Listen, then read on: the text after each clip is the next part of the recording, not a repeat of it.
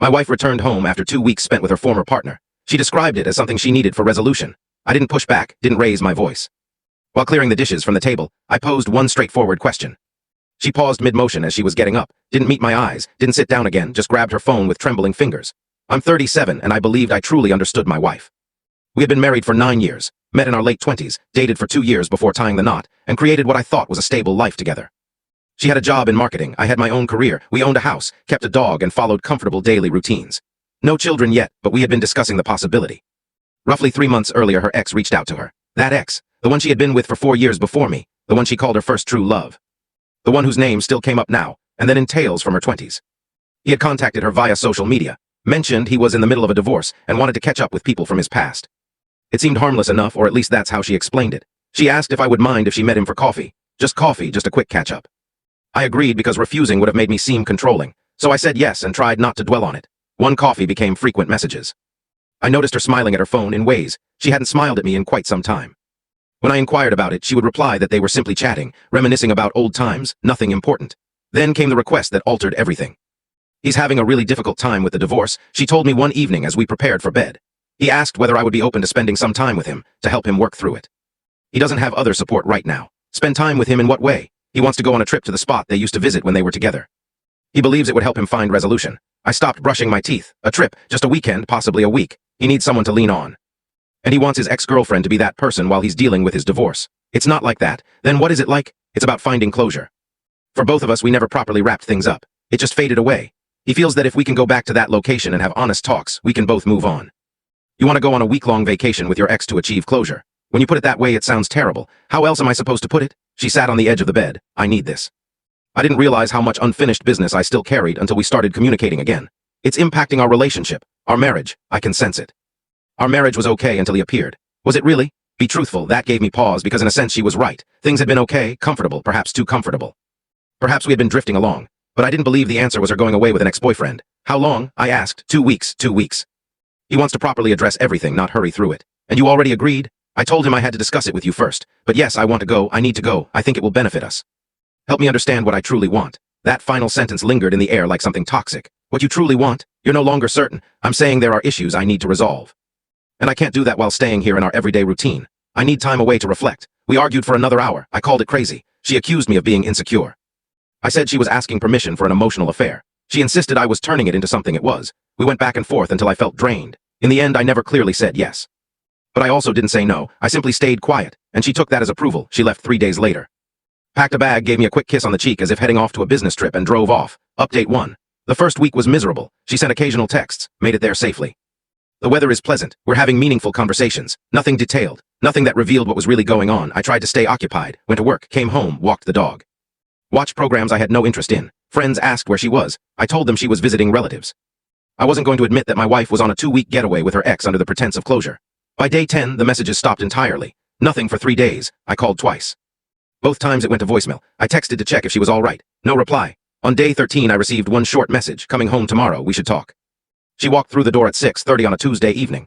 Tanned, relaxed, looking more at ease than I had seen her in years.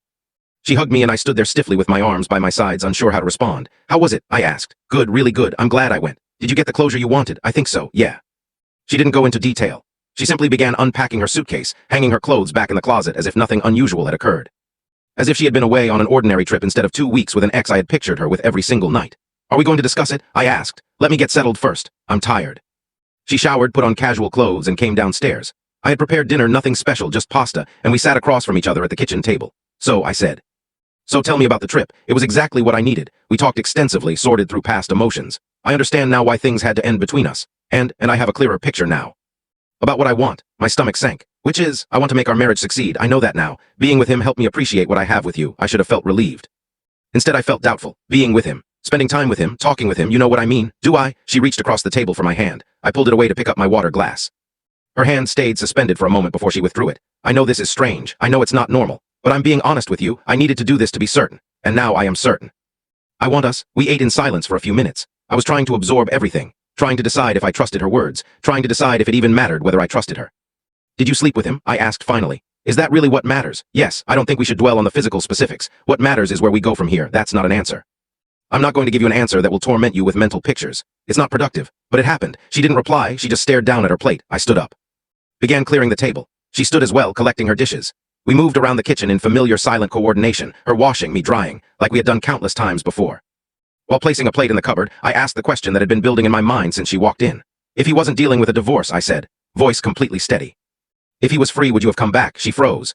Halfway through standing up from loading the dishwasher, didn't look at me, didn't sit back down, just stood there, bent at an odd angle.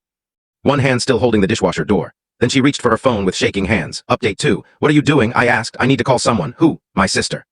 I need to talk to my sister. Answer my question first. She straightened up, phone gripped tightly in both hands. That's not fair. That's a hypothetical that doesn't mean anything. It means everything. Answer it. I'm here, aren't I? I came back. Because he's not available. Because he's going through a divorce and probably told you he wasn't prepared for anything serious. Answer the question. If he was available, would you be standing in this kitchen right now? Her face fell. I don't know. You don't know. I'm confused. I thought I had clarity, but now you're asking these questions and I'm confused again. You're confused because you know the answer and you don't want to admit it. That's not fair.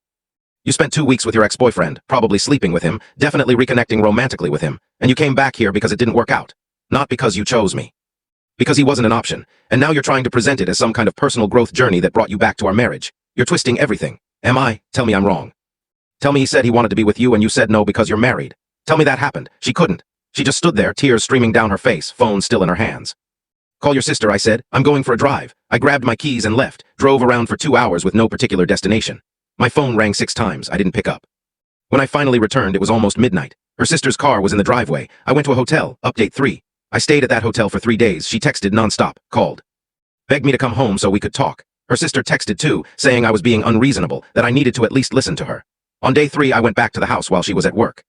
Packed a bag with enough clothes for a week. Left my wedding ring on the kitchen counter. That got her attention. She came home early, found me loading the final items into my car. What are you doing? Leaving? You can't just leave. Watch me. We need to talk about this. There's nothing left to talk about. You made your decision. You're just upset it didn't turn out the way you hoped. That's not true. Then tell me what is true. Tell me exactly what happened on that trip. She looked at me, mouth opening and closing, searching for words that could fix this. There weren't any. We were involved, she said finally. Not the entire time. But yes, we were involved. And I thought maybe we could give it another try. But he said he wasn't ready. He said he needed time to handle his divorce, to figure out his own path. He said maybe in a year if we were both still single. He put you on hold. What? He put you on hold, kept you waiting. And you came back here because you couldn't just wait around for him. No, I came back because I realized this is where I belong. You realized that after he turned you down, not before, not during. After she started sobbing, I made a mistake. I know I did, but I'm here now trying to repair it, and you won't even give me a chance. A chance? You want me to give you a chance? You took 2 weeks to give him a chance. 2 weeks of my life where I sat here wondering if my wife was falling in love again with someone else. And I was right. She was. The only reason you're standing here is because he said no. And you want me to just accept that and move forward? I love you. No, you love the security of this. You love having someone who will be waiting when your romantic experiments fail. But you don't love me, not the way a wife should love her husband. I got in my car. She grabbed the door, trying to stop me from closing it. Please don't do this. Please, we can go to counseling. We can work through this. Let go of the door. I won't let you leave like this. You let yourself leave for 2 weeks. I can leave for however long I want. I pulled the door shut, started the engine. She stood in the driveway crying as I drove away. Update 4. I stayed with a friend for a week. My phone never stopped ringing. Her text shifted from apologetic to upset to desperate. Her sister called, her mother called.